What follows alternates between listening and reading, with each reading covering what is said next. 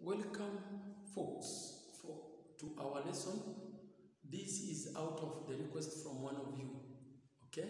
So what I want you to do is first to capture the expansion in case you have forgotten your mathematical table. The simplest expansion we do have is of A plus B in bracket to power 1. That A plus B in bracket to power 1 can be expanded as A plus B, where the coefficients are 1, 1. The ones I've written in using this are 1, 1. Okay? So when we change this power to 2, that is a quadratic expression that you have already gone through. So A plus B in bracket to power 2. It is A squared, where the coefficient is 1, plus 2AB, where the coefficient is 2, plus B squared, where the coefficient is 1. 1, 2, 1. So what happens? I want to generate more coefficients of these polynomials. So from the first one, 1, 1, and the second one, 2, 1, we can generate the rest. How? Number 1, always start with 1, end with 1. Always start with 1, end with 1. 2, if you have any two figures above, add them and write the total in between them. 1 and 1, if you add, you get 2. Always start with 1, end up with 1. Any two figures above can be added. 1 and 2, 3 is here. And then 2 plus 1, 3. So from these figures, I'm getting in between 1 and 2, 3, and in between 2 and 1, 3, as a result of addition. Then as I said, always start with 1, end up with 1. So you can generate up to this. So which power are we talking about as the last coefficient? This was power 1, power 2, power 3, power 4, power 5, power 6, power 7, power 8. You can go on and on. Let us look at SPSS. This is student problem solving session arising from your request or arising from what I need to know. So there could be a problem somewhere. You want me to give you more light. Such sessions, I have labeled them SPSS. Expand 1 plus I have x in bracket to power 8 up to x to power 3. In our expansion, there are two types: limited expansion and open expansion. Limited expansion is where they tell you where to stop. Unlimited, open, is where the question is open. In that case, you have to do all the terms. You have to carry out the expansion fully. Mine is limited. Another point that you have to know arises from the second part.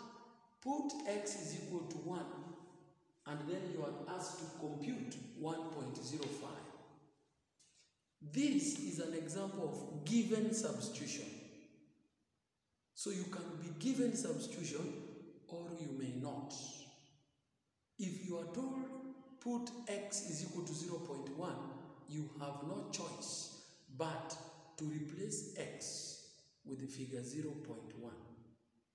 But if the question is open such that you are not given a substitution, then you can do it basically in two ways. One, you have to look for the value of x from the insides of the brackets. The inside of this bracket is 1 plus a half x. The inside of this bracket is 1.05.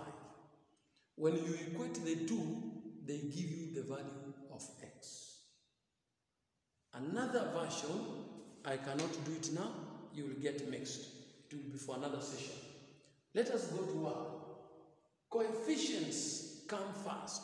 This is my procedure. This is my arrangement of work. I have to write the coefficients from the table. This replaces our table for today, and for those who have forgotten the table in school, you must generate the coefficients. Since my power is 8, I have to do it 8 times. So I've picked my coefficients here. The fact that I'm told up to x to power 3, you will come to appreciate x to power 3 is 4th term. If I'm told x to power 5, you do 6 terms. Then the next thing I want you to be arranging is powers of the first term. They come down from the highest power given, in our case 8. They move down, decreasing by 1 step. So I write the first term, which is 1 to power 8. Below, this is my second term. It will be 1 to power 7, then 1 to power 6, 1 to power 5. Decreasing from the highest power given in steps of 1. The second term, I've written P of a half x, powers of second term.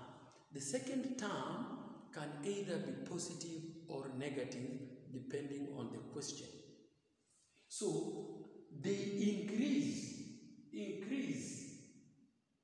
okay? They increase by 1 step. So they increase from 0 upward by 1 step. That's why you can see power 0, power 1, power 2, power 3. This calls for a bit of computation first. This to power 0 is 1. This remains that. This, everything is subjected to square. That's why you have a quarter x squared. Everything subjected to power 3. You have 1 over 8 x cubed. So, I want you to arrange your work systematically. After that, you come to a vertical product. Vertical product there. Vertical product up to there. Vertical product up to there. And then vertical product up to here. So, in my case, since the sign inside the bracket is plus, then everything will become plus. Otherwise, this part dictates the sign you will have in your product. Whenever you have a square, it will be positive. Whenever you have an odd power, it will be negative. So, the product is this, which can need to be simplified to that. Okay? So that is the first part. Second part asks us to substitute x is equal to 0.1. Substitution, just like in football. 1 goes out, 1 goes in. What goes out? X comes in 0.1. X goes out, 0.1 comes in. So here you are. X goes out, 0.1 comes in. X goes out, 0.1 comes in.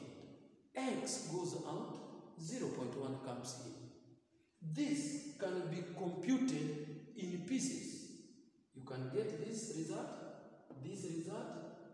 result separately, and then you add. If you add them, they give you 1.477. But folks, the question had a peg on how to finish.